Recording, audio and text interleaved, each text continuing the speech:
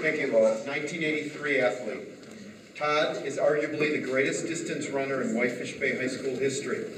He finished third at the state cross-country meet in 1982 and qualified to run in the Kinney National High School Cross-Country Championships, where he finished 21st in the U.S. with a 5K time of 15 minutes, 21 seconds.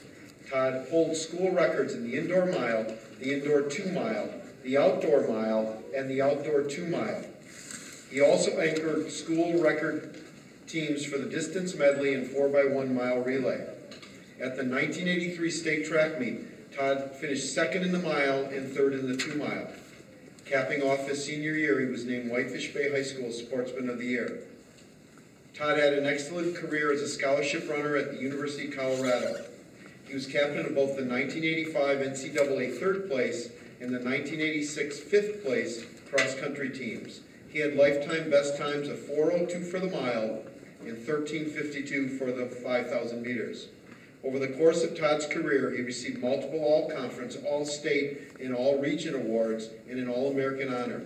Yet Todd places more value on the team accomplishments. Quote, leading Whitefish Bay to success at state and then CU to multiple Big 8 titles and strong NCAA finishes was so much more fun, important, and rewarding than any of my individual results. Todd Wienke.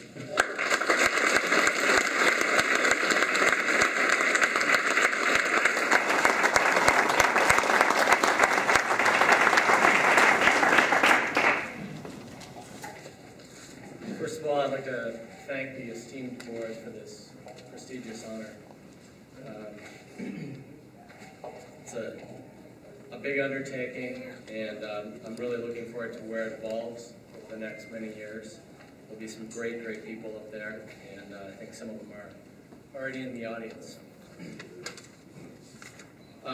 First of all, I'd really like to thank the many great people that made this honor possible for me. First of all, the loving and supportive family that I have, my parents, my aunts and uncles, and my grandparents. They frequented my races all over the country and screamed so loudly. And they gave me, as I mentioned, so much more love and support than I could have ever dreamed of. I was blessed with and still have amazing friends who kept me grounded and, maybe more importantly, kept me laughing. I was surrounded by a roster of really tough and respected teammates to go to battle with, especially Jim Brand. Jimmy was the perfect teammate for me. He was talented and determined, yet he was happy to be my sidekick. Our formula was equal parts hard work and silly fun as we led the team. And as mentioned before, helping my teammates grow truly was my greatest accomplishment. I was so lucky to have terrific coaches guiding me. Here at Bay, the lovable and ever positive legend, Coach Van. Then at Colorado, Coach Jerry Quiller, who was an even greater man than his Hall of Fame coaching legacy. Both of them have since passed, but I know that they're smiling down today. Recently, I've learned so much from the great Whitefish Bay coach Mike Miller, along with coaches Costa, Van Male, and Mallon, and I thank them very much. I'd like to also point out Sal and Pelletieri. Sal, I had never met Sal before, and he reached out to me telling me that he wanted to nominate me for this great award. Pretty great, right? And in the last year and a half, Sal and I have become buds, and he's a great runner, and I think worthy of a place in the Hall of Fame. The Whitefish Bay community in total has been mentioned. It's so critical in my success, and I'm proud to say that I live here. So thanks to everyone, I guess. Growing up, I was not a runner. I played football and basketball, and really my first love and passion was ski racing. And in fact, I sort of backed into running as a way to train and get better for skiing. When I came to Bay my junior year, I was already running, but wasn't really dedicated. And it wasn't until December before my senior year did I train hard and dedicate myself. And that summer really was the key to the equation for me.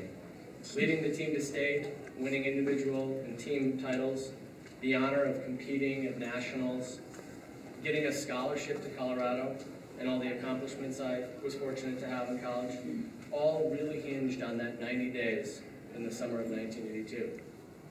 That summer, I began a commitment to long-distance running. That is a bittersweet contract. Running is often dark, painful, and even lonely. Your goal is to push yourself to the absolute precipice. Yet, because it's so honest and raw and simple, I found running's beauty. When you overcome every impulse to quit or to slow down, it's honorable. The reward of giving 100% is so, so sweet. I'd like to wind down this talk today by sharing a quick story about my bittersweet running life. My first meet as a junior at Bay was the Rocket Invitational at Grant Park. I was running pretty well, near the lead, but then around 2 miles, it started to slip into darkness. I don't even really remember the last half a mile. And I passed out, literally passed out, as I fell across the finish line. I was unconscious. They scrambled and found a doctor nearby who began treating me, packing me in ice, but I wasn't responsive. After about 7 or 8 minutes, I started to come around. I heard them talking, and I started to understand what was going on, but I still couldn't move. My eyes weren't even open. But I started to come around slowly, and in my weakened physical and clearly mental state, I began to undress. Maybe I thought I was going to help cool myself down. I'm still not sure. But I kept saying, it's going to click. It's going to click. And my dad literally had to physically stop me from taking off my last article of clothing. Now, all this happened in front of a crowd of seemingly hundreds. So it was quite a spectacle. So my very first race at Whitefish Bay was a disaster. And it's funny now, but it was pretty traumatic for a 16-year-old. Conversely, the next year, I went back to the Rocket Invite and I won. And then later that year, I won the Suburban Conference meet at Grant Park in a time that still stands as the course record 30 years later. So I can modestly say now, running for me is more sweet than bitter. In closing, I would like to thank my amazing wife, Susie, who was referenced before by Lois, Susie Copps back then, who, by the way, still holds the school record in the 300 intermediate hurdles. And my incredible kids, Natalie and Austin. Why don't you guys stand up?